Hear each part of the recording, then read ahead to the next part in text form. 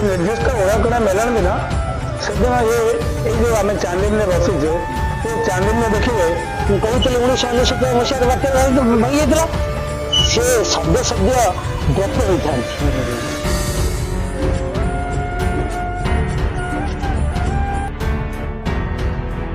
नमस्कार दर्शक बंधु आम आसी पहुँचलु से ही पौराणिक से आध्यात्मिक पीठ ओळकणा पड़िया जो श्रीकृष्ण भक्त विदुर ठारू शाग भजा खाई आ विदुर मनस्कामना पूरण करने प्रति वर्ष फाल्गुन मास चतुर्दशी और पूर्णिमार ब्रह्म मुहूर्त एठारे महामिलन होता है हरिहर मिलन।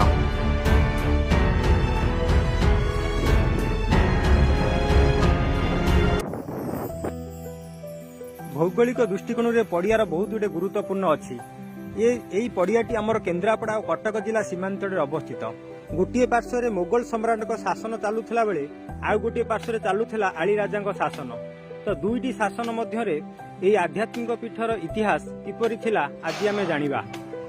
चंडीखोल पारादीप रास्तार पंचुपांडव छक ठारू मात्र 2 किलोमीटर दूर में अवस्थित यही पड़ियाटी एठारे रुचि रही अनेक गुड़िए किंवदंती भक्त विदुर और भगवान निबिड़ संपर्कर मुख साक्षी यही पड़िया सामान्य शाग भजा भी 60 पौटी भोग को पछरे पकाई भगवान मानभंजन करिपारे यार भी साक्षी यही पड़िया।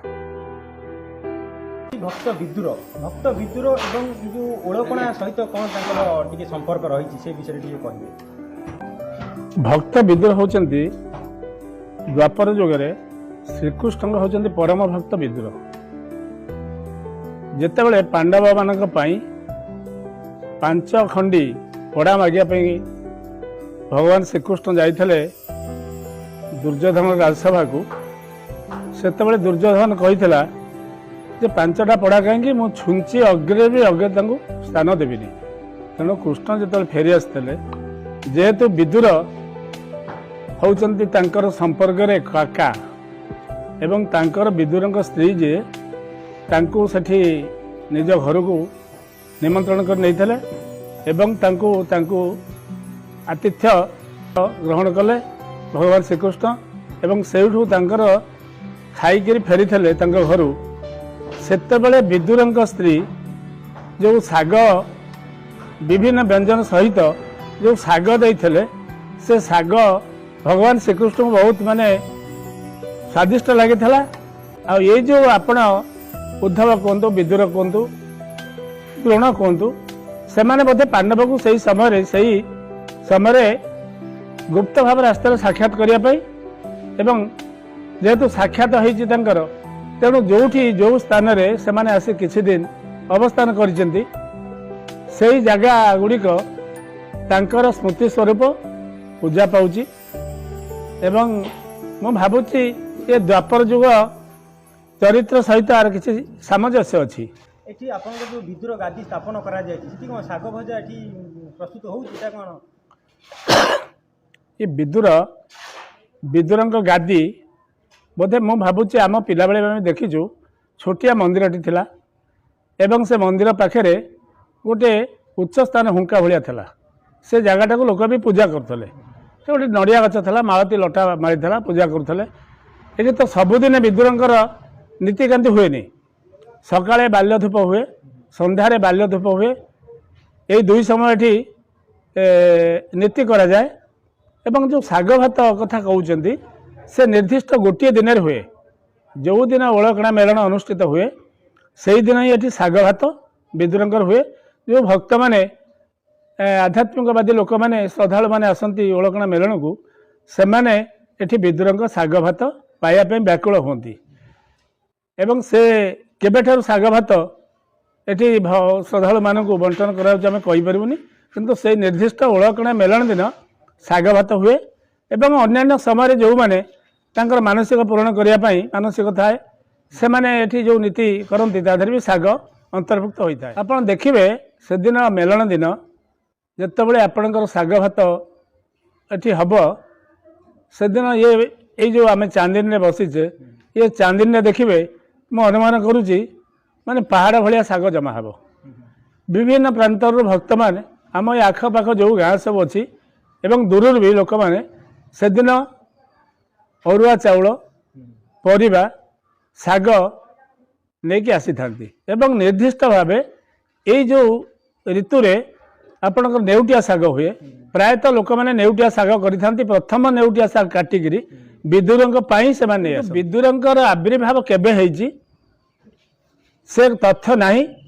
ଅବଶ୍ୟ ମନ୍ଦିର ଯେଉଁ ତିଆରି କରାଗଲା ସେ ମନ୍ଦିରରେ ଲିଖିତ ଅଛି, ଗୋଟିଏ ସାଲ ଲେଖା ଅଛି। ସେଇଟା ଏଭଳି ଭାଷା ଲେଖା ହେଇଛି ଯେ ତାକୁ ପଢ଼ିବା ଅସମ୍ଭବ। କିନ୍ତୁ ମୁଁ ଯେତିକି ଅନୁମାନ କରୁଛି ଏଠି ବିଦୁରଙ୍କର ଆଗରୁ ମନ୍ଦିର ନଥିଲା। ସେ ଯେଉଁ ମୁଁ କହିଲି ଯେଉଁ ହୁଙ୍କା ଭଳି ଏକ ଗଛ ଢିପ ଜାଗା ଥିଲା, ସେଇ ଜାଗାକୁ ଲୋକ ପୂଜାପାଠ କରୁଥିଲେ। ପରବର୍ତ୍ତୀ ପର୍ଯ୍ୟାୟରେ ବିଦୁରଙ୍କ ଆକୃତି ମାନେ ମହାପୁରୁଷଙ୍କ ଆକୃତି କରାଯାଇଛି, ଗାଦି, ତାକୁ ପୂଜାପାଠ କରୁଥିଲେ। ଆପଣଙ୍କର ସେତେବେଳେ କିଛି ନିର୍ଦ୍ଦିଷ୍ଟ ଭାବରେ ଆଠଗଡ଼ ଅଞ୍ଚଳରୁ, ଆଠଗଡ଼ ତିଗିରିଆ ନରସିଂହପୁର ଅଞ୍ଚଳରୁ ସେଠି ସବୁ ଏ ଯେଉଁ ତନ୍ତୀ ବର୍ଗର ଲୋକମାନେ ସେମାନେ ସେଠୁ ଲୁଗା ଗାମୁଛା ଇତ୍ୟାଦି ବୁଣିକିରି ସେମାନେ ଆସିକି ବିକ୍ରି କରନ୍ତି ଅଞ୍ଚଳରେ। ଏବଂ ଏଠି କିଛି ତତ୍କାଳୀନ କିଛି ଆଧ୍ୟାତ୍ମିକବାଦୀ ଭକ୍ତ ଯେଉଁମାନେ ସେମାନେ ଆସିକି ବସିକି ଏଠି ସନ୍ଧ୍ୟାବେଳେ ନାମ ସଂକୀର୍ତ୍ତନ ଇତ୍ୟାଦି କରନ୍ତି। ଏବଂ ତା ଭିତରେ ସେ ଯେଉଁ ଭଦ୍ରଲୋକ ଯିଏ ଲୁଗା ଗାମୁଛା ଆଣି ତେଗିରିଆରୁ ବିକ୍ରି କରନ୍ତି, ସେ ଏଠି ତାଙ୍କର ଜଣଙ୍କ ଘରେ ରହନ୍ତି। 8 ଦିନ 15 ଦିନ ବିକ୍ରି କରିସାରିଲା ପରେ ଘରକୁ ଚାଲିଯାଆନ୍ତି। ବିଦୁରଙ୍କ ମାହାତ୍ମ୍ୟ ବିଷୟରେ ଜାଣିଲା ପରେ ତାଙ୍କର କିଛି ସନ୍ତାନ ସନ୍ତତି ନଥିଲେ। ସେ ଏଠି ମାନସିକ କରିଛନ୍ତି ଯେ ଯଦି ମୋର କିଛି ସନ୍ତାନ ସନ୍ତତି ହୁଏ ତାହେଲେ ମୁଁ ବିଦୁରଙ୍କ ମନ୍ଦିର ଗୋଟିଏ ପ୍ରତିଷ୍ଠା କରିବି। ସେ ଏଠି ମନ୍ଦିର ତିଆରି କରିଛନ୍ତି ଏବଂ ସେ ମନ୍ଦିର ତିଆରି ହେବା ବୋଧେ 5-6 ପିଢ଼ି ହେଇଗଲାଣି।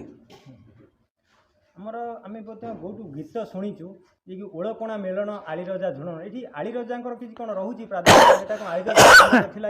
ମୁଁ କହୁଛି ଆପଣଙ୍କୁ ଆଉ ଗୋଟେ ସୂଚନା ମୁଁ ଦେଉଛି। ଆପଣ ଯେଉଁ ପ୍ରଶ୍ନ କଲେ, ଆପଣ ଏଇ ଯେଉଁ ରାସ୍ତାଟି ଯାଇଛି, ଏଇ ଯେଉଁ ରାସ୍ତା ଗାଁ ମଝିରେ ଯାଇଛି, ତାର ଦକ୍ଷିଣ ଭାଗଟା ହେଉଛି ଓଳକଣା ଯାହାକୁ କହୁଛନ୍ତି। ସେ ହେଉଛି ତାକୁ ସେ ମୋଗଲ ବନ୍ଦୀ। କିନ୍ତୁ ଏଇ ଯେଉଁ ଏପଟରେ ଦେଖୁଛନ୍ତି ଆମେ ବସିଛେ, ଏପଟ ହେଉଛି ରାଜୋଡ଼ା। ରାଜୋଡ଼ା ମାନେ ରାଜାଙ୍କ ଅଧୀନରେ ଏ ରାଜ୍ୟ ଥିଲା। ଏଇଟା ଆଳି ରାଜାଙ୍କର ରାଜ୍ୟ ଥିଲା। ଏଇ ଯେଉଁ ପଡ଼ିଆ ଦେଖିବେ ଆପଣଙ୍କର ମୋଗଲ ବନ୍ଦୀ ମାତ୍ର 10 ଭାଗ 12 ଭାଗ, ଆଉ ସମସ୍ତ ହେଉଛି ଆଳି ରାଜାଙ୍କ ଅଧୀନରେ। ତେଣୁ ଯେହେତୁ ଆଳି ରାଜାଙ୍କ ଅଣ୍ଡରରେ ରହୁଥାଏ, ତେଣୁ ଆଳି ରାଜା ଏଇ ଯେଉଁ ମେଲଣ ସୃଷ୍ଟି ହେଲା, କିଏ ତ କେବେ ସୃଷ୍ଟି ହେଇଛି କେହି କହିପାରିବେନି। କିନ୍ତୁ ଆମେ ଅନୁମାନ କରୁଛୁ ଯେଉଁ ପଦ୍ଧତିରେ କାର୍ଯ୍ୟକ୍ରମ ଚାଲୁଛି ମେଲଣର, ଆମେ ଅନୁମାନ କରୁଛୁ ଯେ ଆଳି ରାଜାଙ୍କ ଦ୍ୱାରା ହିଁ ସୃଷ୍ଟି ହେଇଛି। ଯେଉଁ 236ରୁ 40 ପର୍ଯ୍ୟନ୍ତ ବିମାନ ଆସି ବସନ୍ତି, ତା ଭିତରେ ଆଳି ରାଜାଙ୍କ ପାଇଁ ସ୍ୱତନ୍ତ୍ର ବିଧି ବ୍ୟବସ୍ଥା କରାଯାଏ।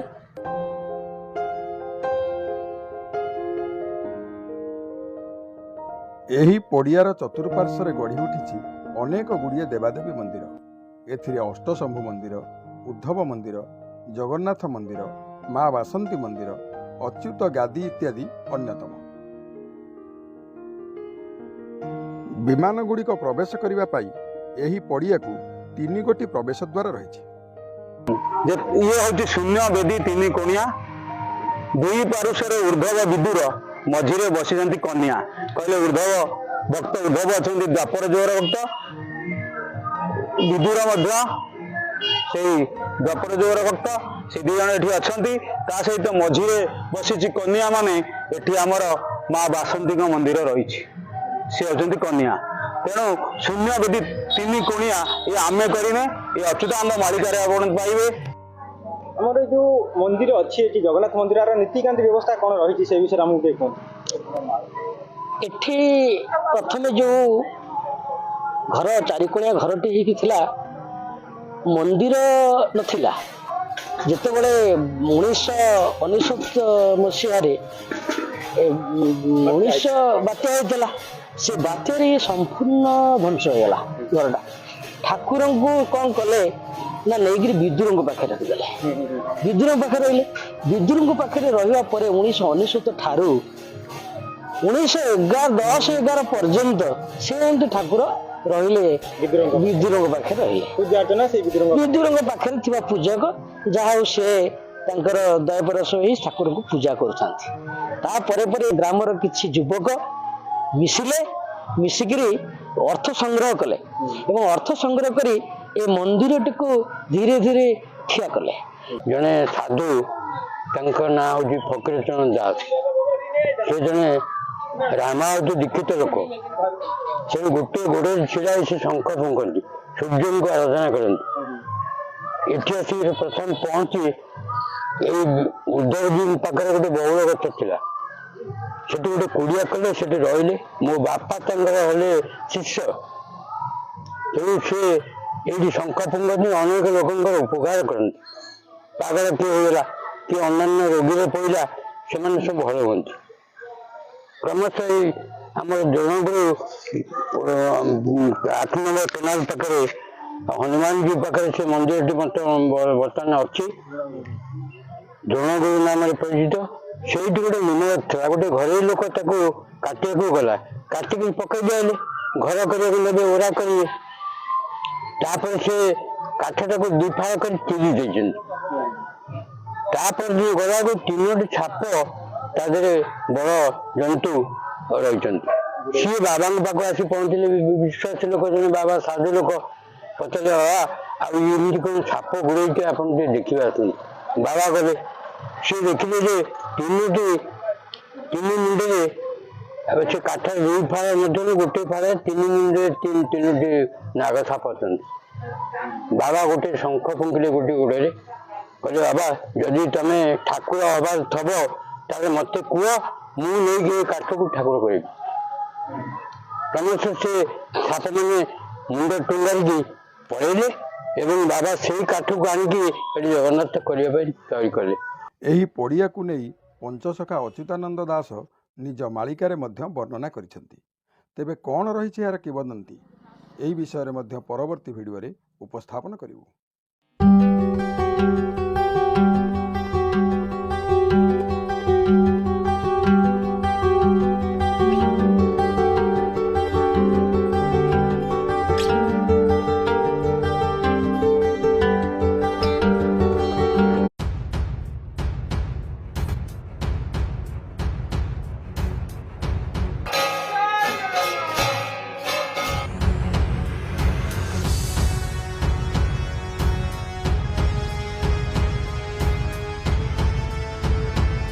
निर्दिष्ट ओळखणा मेलन दिन सेदिन ये जो आम चांदिन में बसीचे ये चांदिन में देखिए कहते 1999 मसीह बात्या भांगी जाता सी शब्द शब्द गप होता।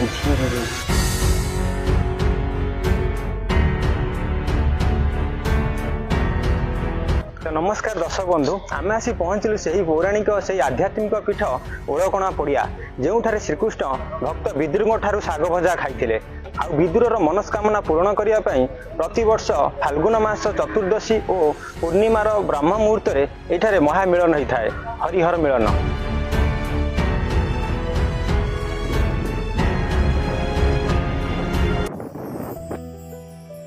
भौगोलिक दृष्टिकोण में पड़ियार बहुत गुटे गुरुत्वपूर्ण अच्छी। ये पड़ियाटी आमर केन्द्रापड़ा और कटक जिला सीमांत अवस्थित। गोटे पार्श्व मोगल सम्राट शासन चलुला बेले आउ गोटे पार्श्व चलुला आली राजा शासन। तो दुईटी शासन मध्य आध्यात्मिक पीठर इतिहास किपरि थिला आज आमे जानिबा। चंडीखोल पारादीप रास्तार पंचुपांडव छक ठारू मात्र 2 किलोमीटर दूर में अवस्थित यही पड़ियाटी। एठारे रुचि रही अनेक गुड़िए किंवदंती। भक्त विदुर और भगवान निबिड़ संपर्कर मुखसाक्षी यही पड़िया। सामान्य शाग भजा भी 60 पौटी भोग को पछरे पकाई भगवान मानभंजन करिपारे, एहार भी साक्षी यही पड़िया। भक्त विदुर एवं जो ओळखणा सहित कौन टिके संपर्क रही से विषय टिके कहिबे। भक्त विदुर होचंती द्वापर जुगरे श्रीकृष्ण होचंती परम भक्त विदुर। जेतेबेले पांडव मानक पई 5 खंडी पड़ा मागिया भगवान श्रीकृष्ण जाइथिले दुर्योधन राजसभा को, सेतेबेले दुर्योधन कहिथिला जे 5टा पड़ा कहीं मु छुंची अग्रे भी अग्रे स्थान देविनी। तेणु कृष्ण जो फेरी आसते जेहेतु विदुर होचंती तांकर संपर्क रे काका, ଏବଂ ତାଙ୍କର ବିଦୁରଙ୍କ ସ୍ତ୍ରୀ ଯିଏ ତାଙ୍କୁ ସେଠି ନିଜ ଘରକୁ ନିମନ୍ତ୍ରଣ କରି ନେଇଥିଲେ ଏବଂ ତାଙ୍କୁ ଆତିଥ୍ୟ ଗ୍ରହଣ କଲେ ଭଗବାନ ଶ୍ରୀକୃଷ୍ଣ ଏବଂ ସେଇଠୁ ତାଙ୍କର ଖାଇକିରି ଫେରିଥିଲେ ତାଙ୍କ ଘରୁ। ସେତେବେଳେ ବିଦୁରଙ୍କ ସ୍ତ୍ରୀ ଯେଉଁ ଶାଗ ବିଭିନ୍ନ ବ୍ୟଞ୍ଜନ ସହିତ ଯେଉଁ ଶାଗ ଦେଇଥିଲେ ସେ ଶାଗ ଭଗବାନ ଶ୍ରୀକୃଷ୍ଣଙ୍କୁ ବହୁତ ସ୍ୱାଦିଷ୍ଟ ଲାଗିଥିଲା। ଆଉ ଏଇ ଯେଉଁ ଆପଣ ଉଦ୍ଧବ କୁହନ୍ତୁ, ବିଦୁର କୁହନ୍ତୁ, ଦ୍ରୋଣ କୁହନ୍ତୁ, ସେମାନେ ବୋଧେ ପାଣ୍ଡବକୁ ସେହି ସମୟରେ ଗୁପ୍ତ ଭାବରେ ଆସିଥିଲେ ସାକ୍ଷାତ କରିବା ପାଇଁ ଏବଂ ଯେହେତୁ ସାକ୍ଷାତ ହେଇଛି ତାଙ୍କର, ତେଣୁ ଯେଉଁ ସ୍ଥାନରେ ସେମାନେ ଆସି କିଛି ଦିନ ଅବସ୍ଥାନ କରିଛନ୍ତି ସେହି ଜାଗା ଗୁଡ଼ିକ ତାଙ୍କର ସ୍ମୃତି ସ୍ୱରୂପ ପୂଜା ପାଉଛି ଏବଂ ମୁଁ ଭାବୁଛି ଏ ଦ୍ୱାପର ଯୁଗ ଚରିତ୍ର ସହିତ ଆର କିଛି ସାମଞ୍ଜସ୍ୟ ଅଛି। ଏଠି ଆପଣଙ୍କ ଯେଉଁ ବିଦୁର ଗାଦି ସ୍ଥାପନ କରାଯାଇଛି ସେଠି କ'ଣ ଶାଗ ଭଜା ଏଠି ପ୍ରସ୍ତୁତ ହେଉଛି? ଏଇଟା କ'ଣ ଏ ବିଦୁରଙ୍କ ଗାଦି ବୋଧେ ମୁଁ ଭାବୁଛି ଆମ ପିଲାବେଳେ ଆମେ ଦେଖିଛୁ ଛୋଟିଆ ମନ୍ଦିରଟି ଥିଲା ଏବଂ ସେ ମନ୍ଦିର ପାଖରେ ଗୋଟେ ଉଚ୍ଚ ସ୍ଥାନ ହୁଙ୍କା ଭଳିଆ ଥିଲା। ସେ ଜାଗାଟାକୁ ଲୋକ ବି ପୂଜା କରୁଥିଲେ। ସେ ଗୋଟେ ନଡ଼ିଆ ଗଛ ଥିଲା, ମାଳତୀ ଲଟା ମାରିଥିଲା, ପୂଜା କରୁଥିଲେ। ଏଠି ତ ସବୁଦିନେ ବିଦୁରଙ୍କର ନୀତିକାନ୍ତି ହୁଏନି। ସକାଳେ ବାଲ୍ୟ ଧୂପ ହୁଏ, ସନ୍ଧ୍ୟାରେ ବାଲ୍ୟ ଧୂପ ହୁଏ। ଏଇ ଦୁଇ ସମୟ ଏଠି ନୀତି କରାଯାଏ ଏବଂ ଯେଉଁ ଶାଗ ଭାତ କଥା କହୁଛନ୍ତି ସେ ନିର୍ଦ୍ଦିଷ୍ଟ ଗୋଟିଏ ଦିନରେ ହୁଏ। ଯେଉଁଦିନ ଓଳକଣା ମେଳଣ ଅନୁଷ୍ଠିତ ହୁଏ ସେଇଦିନ ହିଁ ଏଠି ଶାଗ ଭାତ ବିଦୁରଙ୍କର ହୁଏ। ଯେଉଁ ଭକ୍ତମାନେ ଆଧ୍ୟାତ୍ମିକବାଦୀ ଲୋକମାନେ ଶ୍ରଦ୍ଧାଳୁମାନେ ଆସନ୍ତି ଓଳକଣା ମେଳଣକୁ, ସେମାନେ ଏଠି ବିଦୁରଙ୍କ ଶାଗ ଭାତ ପାଇବା ପାଇଁ ବ୍ୟାକୁଳ ହୁଅନ୍ତି ଏବଂ ସେ କେବେଠାରୁ ଶାଗ ଭାତ ଏଠି ଶ୍ରଦ୍ଧାଳୁମାନଙ୍କୁ ବଣ୍ଟନ କରାଯାଉଛି ଆମେ କହିପାରିବୁନି, କିନ୍ତୁ ସେଇ ନିର୍ଦ୍ଦିଷ୍ଟ ଓଳକଣା ମେଳଣ ଦିନ ଶାଗ ଭାତ ହୁଏ ଏବଂ ଅନ୍ୟାନ୍ୟ ସମୟରେ ଯେଉଁମାନେ ତାଙ୍କର ମାନସିକ ପୂରଣ କରିବା ପାଇଁ ମାନସିକ ଥାଏ ସେମାନେ ଏଠି ଯେଉଁ ନୀତି କରନ୍ତି ତା ଦେହରେ ବି ଶାଗ ଅନ୍ତର୍ଭୁକ୍ତ ହୋଇଥାଏ। ଆପଣ ଦେଖିବେ ସେଦିନ ମେଳଣ ଦିନ ଯେତେବେଳେ ଆପଣଙ୍କର ଶାଗ ଭାତ ଏଠି ହେବ, ସେଦିନ ଏଇ ଯେଉଁ ଆମେ ଚାନ୍ଦିନୀରେ ବସିଛେ, ଏ ଚାନ୍ଦିନୀରେ ଦେଖିବେ ମୁଁ ଅନୁମାନ କରୁଛି ପାହାଡ଼ ଭଳିଆ ଶାଗ ଜମା ହେବ। ବିଭିନ୍ନ ପ୍ରାନ୍ତରରୁ ଭକ୍ତମାନେ ଆମ ଏ ଆଖପାଖ ଯେଉଁ ଗାଁ ସବୁ ଅଛି ଏବଂ ଦୂରରୁ ବି ଲୋକମାନେ ସେଦିନ ଅରୁଆ ଚାଉଳ, ପରିବା, ଶାଗ ନେଇକି ଆସିଥାନ୍ତି ଏବଂ ନିର୍ଦ୍ଦିଷ୍ଟ ଭାବେ ଏଇ ଯେଉଁ ଋତୁରେ ଆପଣଙ୍କର ନେଉଟିଆ ଶାଗ ହୁଏ। ପ୍ରାୟତଃ ଲୋକମାନେ ନେଉଟିଆ ଶାଗ କରିଥାନ୍ତି। ପ୍ରଥମ ନେଉଟିଆ ଶାଗ କାଟିକିରି ବିଦୁରଙ୍କ ପାଇଁ ସେମାନେ ନେଇ ଆସନ୍ତି। ବିଦୁରଙ୍କର ଆବିର୍ଭାବ କେବେ ହେଇଛି ସେ ତଥ୍ୟ ନାହିଁ। ଅବଶ୍ୟ ମନ୍ଦିର ଯେଉଁ ତିଆରି କରାଗଲା ସେ ମନ୍ଦିରରେ ଲିଖିତ ଅଛି, ଗୋଟିଏ ସାଲ ଲେଖା ଅଛି। ସେଇଟା ଏଭଳି ଭାଷା ଲେଖା ହେଇଛି ଯେ ତାକୁ ପଢ଼ିବା ଅସମ୍ଭବ, କିନ୍ତୁ ମୁଁ ଯେତିକି ଅନୁମାନ କରୁଛି ଏଠି ବିଦୁରଙ୍କର ଆଗରୁ ମନ୍ଦିର ନଥିଲା। ସେ ଯେଉଁ ମୁଁ କହିଲି ଯେଉଁ ହୁଙ୍କା ଭଳି ଏକ ଗଛ ଢିପ ଜାଗା ଥିଲା, ସେଇ ଜାଗାକୁ ଲୋକ ପୂଜାପାଠ କରୁଥିଲେ। ପରବର୍ତ୍ତୀ ପର୍ଯ୍ୟାୟରେ ବିଦୁରଙ୍କ ଆକୃତି ମହାପୁରୁଷଙ୍କ ଆକୃତି କରାଯାଇଛି ଗାଦି, ତାକୁ ପୂଜାପାଠ କରୁଥିଲେ। ଆପଣଙ୍କର ସେତେବେଳେ କିଛି ନିର୍ଦ୍ଦିଷ୍ଟ ଭାବରେ ଆଠଗଡ଼ ଅଞ୍ଚଳରୁ, ଆଠଗଡ଼, ତିଗିରିଆ, ନରସିଂହପୁର ଅଞ୍ଚଳରୁ ସେଠି ସବୁ ଏ ଯେଉଁ ତନ୍ତୀ ବର୍ଗର ଲୋକମାନେ ସେମାନେ ସେଠୁ ଲୁଗା, ଗାମୁଛା ଇତ୍ୟାଦି ବୁଣିକିରି ସେମାନେ ଆସିକି ବିକ୍ରି କରନ୍ତି ଅଞ୍ଚଳରେ ଏବଂ ଏଠି କିଛି ତତ୍କାଳୀନ କିଛି ଆଧ୍ୟାତ୍ମିକବାଦୀ ଭକ୍ତ ଯେଉଁମାନେ ସେମାନେ ଆସିକି ବସିକି ଏଠି ସନ୍ଧ୍ୟାବେଳେ ନାମ ସଂକୀର୍ତ୍ତନ ଇତ୍ୟାଦି କରନ୍ତି ଏବଂ ତା ଭିତରେ ସେ ଯେଉଁ ଭଦ୍ରଲୋକ ଯିଏ ଲୁଗା ଗାମୁଛା ଆଣି ତେଗିରିଆରୁ ବିକ୍ରି କରନ୍ତି, ସେ ଏଠି ତାଙ୍କର ଜଣଙ୍କ ଘରେ ରହନ୍ତି। 8 ଦିନ 15 ଦିନ ବିକ୍ରି କରିସାରିଲା ପରେ ଘରକୁ ଚାଲିଯାଆନ୍ତି। ବିଦୁରଙ୍କ ମାହାତ୍ମ୍ୟ ବିଷୟରେ ଜାଣିଲା ପରେ ତାଙ୍କର କିଛି ସନ୍ତାନ ସନ୍ତତି ନଥିଲେ, ସେ ଏଠି ମାନସିକ କରିଛନ୍ତି ଯେ ଯଦି ମୋର କିଛି ସନ୍ତାନ ସନ୍ତତି ହୁଏ ତାହେଲେ ମୁଁ ବିଦୁରଙ୍କ ମନ୍ଦିର ଗୋଟିଏ ପ୍ରତିଷ୍ଠା କରିବି। ସେ ଏଠି ମନ୍ଦିର ତିଆରି କରିଛନ୍ତି ଏବଂ ସେ ମନ୍ଦିର ତିଆରି ହେବା ବୋଧେ 5-6 ପିଢ଼ି ହେଇଗଲାଣି। ଆମେ ବହୁତ ଗୀତ ଶୁଣିଛୁ ଏ ଯେଉଁ ଓଳକଣା ମେଳଣ, ଆଳିରଜା ଝୁଣନ, ଏଠି ଆଳିରଜାଙ୍କର କିଛି କ'ଣ ରହୁଛି ଥିଲା? ମୁଁ କହୁଛି ଆପଣଙ୍କୁ ଆହୁରି ଗୋଟେ ସୂଚନା ମୁଁ ଦେଉଛି। ଆପଣ ଯେଉଁ ପ୍ରଶ୍ନ କଲେ ଆପଣ ଏଇ ଯେଉଁ ରାସ୍ତାଟି ଯାଇଛି ଏଇ ଯେଉଁ ରାସ୍ତା ଗାଁ ମଝିରେ ଯାଇଛି ତାର ଦକ୍ଷିଣ ଭାଗଟା ହେଉଛି ଓଳକଣା ଯାହାକୁ କହୁଛନ୍ତି ସେ ହେଉଛି ତାକୁ ସେ ମୋଗଲ ବନ୍ଦୀ। କିନ୍ତୁ ଏଇ ଯେଉଁ ଏପଟେ ଦେଖୁଛନ୍ତି ଆମେ ବସିଛେ ଏପଟ ହେଉଛି ରାଜୋଡ଼ା। ରାଜୋଡ଼ା ମାନେ ରାଜାଙ୍କ ଅଧୀନରେ ଏ ରାଜ୍ୟ ଥିଲା। ଏଇଟା ଆଳି ରାଜାଙ୍କର ରାଜ୍ୟ ଥିଲା। ଏଇ ଯେଉଁ ପଡ଼ିଆ ଦେଖିବେ ଆପଣଙ୍କର ମୋଗଲ ବନ୍ଦୀ ମାତ୍ର 10 ଭାଗ 12 ଭାଗ ଆଉ ସମସ୍ତ ହେଉଛି ଆଳି ରାଜାଙ୍କ ଅଧୀନରେ। ତେଣୁ ଯେହେତୁ ଆଳି ରାଜାଙ୍କ ଅଣ୍ଡରରେ ରହୁଥାଏ ତେଣୁ ଆଳି ରାଜା ଏଇ ଯେଉଁ ମେଲଣ ସୃଷ୍ଟି ହେଲା କିଏ ତ କେବେ ସୃଷ୍ଟି ହେଇଛି କେହି କହିପାରିବେନି। କିନ୍ତୁ ଆମେ ଅନୁମାନ କରୁଛୁ ଯେଉଁ ପଦ୍ଧତିରେ କାର୍ଯ୍ୟକ୍ରମ ଚାଲୁଛି ମେଲଣର ଆମେ ଅନୁମାନ କରୁଛୁ ଯେ ଆଳି ରାଜାଙ୍କ ଦ୍ୱାରା ହିଁ ସୃଷ୍ଟି ହେଇଛି। ଯେଉଁ 236ରୁ 40 ପର୍ଯ୍ୟନ୍ତ ବିମାନ ଆସି ବସନ୍ତି ତା ଭିତରେ ଆଳି ରାଜାଙ୍କ ପାଇଁ ସ୍ୱତନ୍ତ୍ର ବିଧି ବ୍ୟବସ୍ଥା କରାଯାଏ।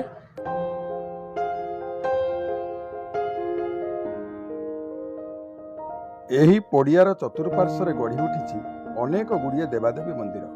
ଏଥିରେ ଅଷ୍ଟଶମ୍ଭୁ ମନ୍ଦିର, ଉଦ୍ଧବ ମନ୍ଦିର, ଜଗନ୍ନାଥ ମନ୍ଦିର, ମା ବାସନ୍ତୀ ମନ୍ଦିର, ଅଚ୍ୟୁତ ଗାଦି ଇତ୍ୟାଦି ଅନ୍ୟତମ। ବିମାନଗୁଡ଼ିକ ପ୍ରବେଶ କରିବା ପାଇଁ ଏହି ପଡ଼ିଆକୁ 3 ଗୋଟି ପ୍ରବେଶ ଦ୍ୱାର ରହିଛି। ଇଏ ହେଉଛି ଶୂନ୍ୟ ବେଦୀ 3 କୋଣିଆ। 2 ପାର୍ଶ୍ୱରେ ଉର୍ଦ୍ଧବ ବିଦୁର, ମଝିରେ ବସିଛନ୍ତି କନ୍ୟା। କହିଲେ ଉର୍ଦ୍ଧବ ଭକ୍ତ ଉଦ୍ଧବ ଅଛନ୍ତି ଦ୍ୱାପର ଯୁଗର ଭକ୍ତ, ବିଦୁର ମଧ୍ୟ ସେଇ ଦ୍ୱାପର ଯୁଗର ଭକ୍ତ। ସେ 2 ଜଣ ଏଠି ଅଛନ୍ତି। ତା ସହିତ ମଝିରେ ବସିଛି କନ୍ୟା ମାନେ। ଏଠି ଆମର ମା ବାସନ୍ତୀଙ୍କ ମନ୍ଦିର ରହିଛି, ସେ ଅଛନ୍ତି କନ୍ୟା। ତେଣୁ ଶୂନ୍ୟ ବେଦୀ 3 କୋଣିଆ ଏ ଆମେ କରିନେ, ଏ ଅଚ୍ୟୁତାନନ୍ଦ ମାଳିକାରେ ଆପଣ ପାଇବେ। ଆମର ଏ ଯେଉଁ ମନ୍ଦିର ଅଛି ଏଠି ଜଗନ୍ନାଥ ମନ୍ଦିରର ନୀତିକାନ୍ତି ବ୍ୟବସ୍ଥା କ'ଣ ରହିଛି ସେ ବିଷୟରେ ଆମକୁ ଟିକେ କୁହନ୍ତୁ। ଏଠି ପ୍ରଥମେ ଯେଉଁ ଘର ଚାରିକୋଣିଆ ଘରଟି ହେଇକି ଥିଲା ମନ୍ଦିର ନଥିଲା। ଯେତେବେଳେ 1999 ମସିହାରେ 1900 ବାତ୍ୟା ହେଇଥିଲା ସେ ବାତ୍ୟାରେ ସମ୍ପୂର୍ଣ୍ଣ ଧ୍ୱଂସ ହେଇଗଲା ଘରଟା। ଠାକୁରଙ୍କୁ କ'ଣ କଲେ ନା ନେଇକିରି ବିଦୁରଙ୍କ ପାଖରେ ରଖିଦେଲେ। ବିଦୁରଙ୍କ ପାଖରେ ରହିଲେ। ବିଦୁରଙ୍କ ପାଖରେ ରହିବା ପରେ 1999 ଠାରୁ 1910-11 ପର୍ଯ୍ୟନ୍ତ ସେ ଏମିତି ଠାକୁର ରହିଲେ ବିଦୁରଙ୍କ ପାଖରେ ରହିଲେ। ବିଦୁରଙ୍କ ପାଖରେ ଥିବା ପୂଜକ ଯାହା ହଉ ସେ ତାଙ୍କର ଦୟପରଶ ହୋଇ ଠାକୁରଙ୍କୁ ପୂଜା କରୁଥାନ୍ତି। ତାପରେ ପରେ ଗ୍ରାମର କିଛି ଯୁବକ ମିଶିକିରି ଅର୍ଥ ସଂଗ୍ରହ କଲେ ଏବଂ ଅର୍ଥ ସଂଗ୍ରହ କରି ଏ ମନ୍ଦିରଟିକୁ ଧୀରେ ଧୀରେ ଠିଆ କଲେ। ଜଣେ ସାଧୁ, ତାଙ୍କ ନାଁ ହେଉଛି ଫକୀରଚରଣ ଦାସ। ସେ ଜଣେ ରାମାୟତ ଦୀକ୍ଷିତ ଲୋକ। ସେ ଗୋଟିଏ ଗୋଡ଼ରେ ଛିଡ଼ା ହେଇ ସେ ଶଙ୍ଖ ଫୁଙ୍କନ୍ତି, ସୂର୍ଯ୍ୟଙ୍କୁ ଆରାଧନା କରନ୍ତି। ଏଠି ଆସି ପ୍ରଥମେ ପହଞ୍ଚି ଏଇ ଉଦ୍ଧବଜୀ ପାଖରେ ଗୋଟେ ବଉଳ ଗଛ ଥିଲା, ସେଠି ଗୋଟେ କୁଡ଼ିଆ କଲେ, ସେଠି ରହିଲେ। ମୋ ବାପା ତାଙ୍କର ହେଲେ ଶିଷ୍ୟ। ତେଣୁ ସେ ଏଇଠି ଶଙ୍ଖ ଫୁଙ୍କନ୍ତି, ଅନେକ ଲୋକଙ୍କର ଉପକାର କରନ୍ତି। ପାଗଳ କିଏ ହେଇଗଲା, କିଏ ଅନ୍ୟାନ୍ୟ ରୋଗୀରେ ପଡ଼ିଲା, ସେମାନେ ସବୁ ଭଲ ହୁଅନ୍ତି। କ୍ରମଶଃ ଏଇ ଆମର ଜଣଗୁରୁ 8 ନମ୍ବର କେନାଲ ପାଖରେ ହନୁମାନଜୀ ପାଖରେ ସେ ମନ୍ଦିରଟି ବର୍ତ୍ତମାନ ଅଛି, ଜଣଗୁରୁ ନାମରେ ପରିଚିତ। ସେଇଠି ଗୋଟେ ନିମୟ ଥିଲା, ଗୋଟେ ଘରୋଇ ଲୋକ ତାକୁ କାଟିବାକୁ ଗଲା, କାଟିକି ପକେଇ ଦିଆଇଲେ। ଘର କରିବାକୁ ନେବେ, ଓରା କରିବେ। ତାପରେ ସେ କାଠଟାକୁ 2 ଫାଳ କରି ଚିରି ଦେଇଛନ୍ତି। ତାପରେ ଯୋଉ ଗଲାକୁ 3ଟି ଛାପ ତା ଦେହରେ ବଡ଼ ଜନ୍ତୁ ରହିଛନ୍ତି। ସିଏ ବାବାଙ୍କ ପାଖକୁ ଆସି ପହଞ୍ଚିଲେ। ବିଶ୍ୱାସୀ ଲୋକ ଜଣେ ବାବା, ସାଧୁ ଲୋକ ପଚାରିଲେ, ବାବା ଆଉ ଏମିତି କ'ଣ ଛାପ ଗୁଡ଼େଇକି ଆପଣ ଟିକେ ଦେଖିବେ ଆସନ୍ତୁ। ବାବା ଗଲେ, ସିଏ ଦେଖିଲେ ଯେ 3 ମୁଣ୍ଡରେ ସେ କାଠ 2 ଫାଳ ମଧ୍ୟରୁ ଗୋଟେ ଫାଳରେ 3 ମୁଣ୍ଡରେ 3ଟି ନାଗ ସାପ ଅଛନ୍ତି। ବାବା ଗୋଟେ ଶଙ୍ଖ ଫୁଙ୍କିଲେ ଗୋଟେ ଗୋଡ଼ରେ, କହିଲେ ବାବା ଯଦି ତମେ ଠାକୁର ହବାର ଥବ ତାହେଲେ ମତେ କୁହ, ମୁଁ ନେଇକି ଏ କାଠକୁ ଠାକୁର କରିବି। କ୍ରମଶଃ ସେ ସାପ ମାନେ ମୁଣ୍ଡ ଟୁଙ୍ଗାରିକି ପଳେଇଲେ ଏବଂ ବାବା ସେଇ କାଠକୁ ଆଣିକି ଏଠି ଜଗନ୍ନାଥ କରିବା ପାଇଁ ତିଆରି କଲେ। ଏହି ପଡ଼ିଆକୁ ନେଇ ପଞ୍ଚସଖା ଅଚ୍ୟୁତାନନ୍ଦ ଦାସ ନିଜ ମାଳିକାରେ ମଧ୍ୟ ବର୍ଣ୍ଣନା କରିଛନ୍ତି। ତେବେ କ'ଣ ରହିଛି ଏହାର କିମ୍ବଦନ୍ତୀ, ଏହି ବିଷୟରେ ମଧ୍ୟ ପରବର୍ତ୍ତୀ ଭିଡ଼ିଓରେ ଉପସ୍ଥାପନ କରିବୁ।